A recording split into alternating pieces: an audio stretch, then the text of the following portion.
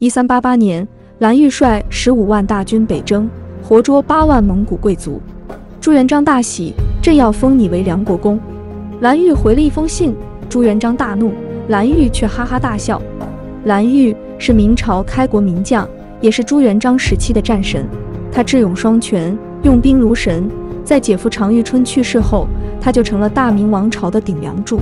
蓝玉一生最大功绩就是在1388年于捕鱼洱海，即今天的内蒙古呼伦贝尔，在贝尔湖以骑兵快速突击，大破北元主力，俘虏北元皇帝托古斯铁木儿次子、皇妃与公主在内总计7.7万人，缴获成吉思汗传世金牌和玉玺，以及马牛羊15万头，彻底歼灭北元力量。北元实际上灭亡在他的手下。此战的战功是如此辉煌，喜得朱元璋当场派人去前线给蓝玉传递消息：你做得很好，我们商议后决定封你为梁国公。蓝玉非常开心，当场给朱元璋回信：这是我应得的。不得不说，这封信非常狂妄，可想而知，朱元璋看过信后大怒。蓝玉的人缘不错，朱元璋生气后，立刻有人悄悄给他报信：皇上生气了，你快去赔罪。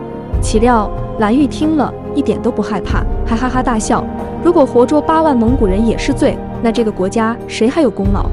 蓝玉犯过的狂还不止这一件，比如讨伐北元后，蓝玉回南京，结果天色已晚，城门早已经关了，蓝玉就直接命人破关而入。朱元璋气坏了，质问蓝玉，蓝玉却满不在乎：城门是限制普通人的，我立下如此大功，限制我干甚？而不久后，有人向朱元璋告状，称蓝玉捉了北元皇帝的小老婆，还据为己有。而这个女人也性情刚烈，自尽了。朱元璋火冒三丈，把蓝玉叫来臭骂了一顿。要不是太子朱标打圆场，蓝玉估计都没办法回家吃饭。这两件事让朱元璋十分恼火。他原来准备封蓝玉为梁国公，为了警告蓝玉，他把梁字改成了梁字，一字之差，却有本质区别。明眼人都能看出，这是朱元璋的敲打，也可见朱元璋对蓝玉态度的转变。梁在春秋战国时是魏国的别称，而魏国地处中原高于之地。如果蓝玉被封为梁国公，无疑是朱元璋对他的无限嘉奖。梁则是指梁地，地处甘肃，在当时还是荒凉的不毛之地。朱元璋将蓝玉的封号改成梁国公，可见他当时已经很生气了。蓝玉怎么敢对朱元璋这么狂妄呢？其实答案很简单，蓝玉很清楚，只要太子朱标不到，他的地位就会非常稳固。他是太子妃的舅舅，自然也是朱标的心腹。只要蓝玉坚定拥护太子朱标，朱元璋就不会动他。可是谁也没想到，1392年太子朱标突然死了。此时蓝玉拥护朱标的嫡次子朱允通，因为朱允通与他有亲缘关系，而朱元璋则中艺术长孙朱允文。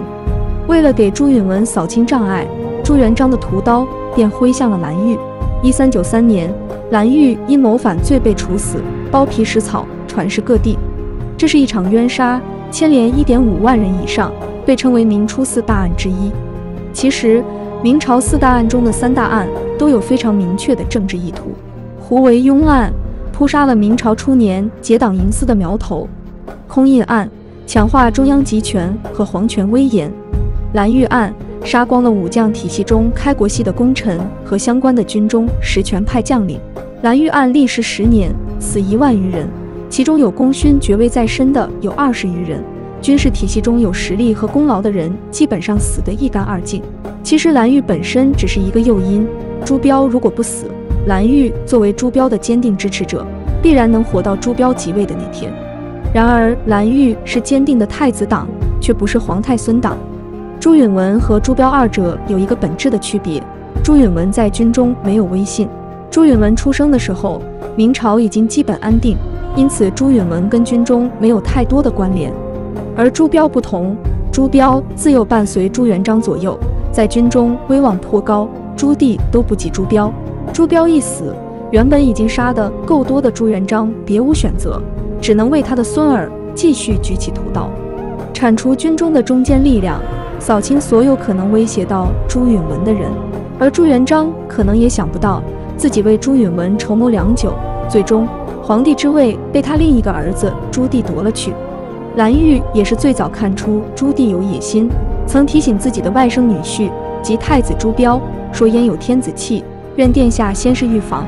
只是朱标为人宽厚，论能力和威望也在朱棣之上，根本没在意蓝玉的提醒。他非常自信，燕王对我毕恭毕敬，你说的是不可能发生。既然能看出朱棣的不凡，蓝玉就不是一个单纯的军人。其实蓝玉并非死于自己的焦躁，也不是自己的功劳，而是死于朱标太子死了。他的性格和地位威胁了朱允文。逆臣录里对蓝玉谋反的指控虽然是牵强附会，但蓝玉为人霸道跋扈，看不起任何人却是不争的事实。朱标在的时候还能为他说话，不过随着朱标去世，蓝玉生命也进入了倒计时。假如蓝玉能有自知之明，学学汤和的谦卑与谨慎，相信他能平安度过朱元璋时代。而到时候朱棣靖难起兵的时候，倘若是蓝玉迎战朱棣，鹿死谁手还不好说。不过蓝玉最终为自己的轻狂付出惨重代价。1644年8月的一天，张献忠率部占领成都以后，在蜀王府门楼发现了明朝开国功臣蓝玉人皮。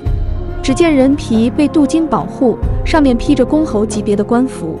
那么蜀王府为何会收藏蓝玉人皮呢？原来蓝玉的女儿蓝氏为朱元璋第11子，同时也是第1代蜀王朱春的王妃。而朱元璋之所以把蓝玉人皮送到蜀王府，带有明显的警告意味。不过蓝玉毕竟是朱春的岳父，因此蜀王府予以妥善保管，按照公侯级别进行供奉，直至明朝灭亡。以上事迹可见明末清初笔记蜀景录，而这本书因明言天下为乱蜀先乱，天下以治蜀未治得以闻名。从明史可知，蓝玉案为朱元璋去世前发起的最后一次大清洗，不仅所有家产被查抄，而且株连人数达15000人，还有1位公爵、13位侯爵和2位伯爵全部被处决。其中以蓝玉之死最为惨烈，不但被分尸，就连人皮也被揭了下来。但是朱元璋最后还是网开一面，例如蓝玉女儿蓝氏依旧为蜀王王妃，姐姐蓝氏作为另一位开国功臣常遇春遗孀，还继续享受开平王夫人的待遇，外甥长生和长森也被免于追究。虽说蓝玉3族被诛，不过根据湖南邵阳城部县蓝氏宗祠族谱记载，蓝玉祖籍为城部，出生在安徽定远，和朱元璋养子穆英是同乡。在穆英家族的保护下，蓝玉有一个怀孕侍妾被送往云南，生有一子蓝昌建。朱元璋去世以后，蓝昌建被送回城部祖籍地，并改姓为秦。直到1571年，明朝官方不再追究蓝玉案，蓝昌建后人才改回蓝姓，在城部建立蓝氏宗祠。无独有偶，湖南城部还建有蓝玉墓，里面葬有蓝玉头骨。原来在蓝玉遇害被传首九边以后，他的头骨被昔日部下暗自保留，当朱元璋去世以后被送往城部安葬。如今蓝玉墓和蓝氏宗祠为城部县文物保护单位，也是一代名将最后的归宿。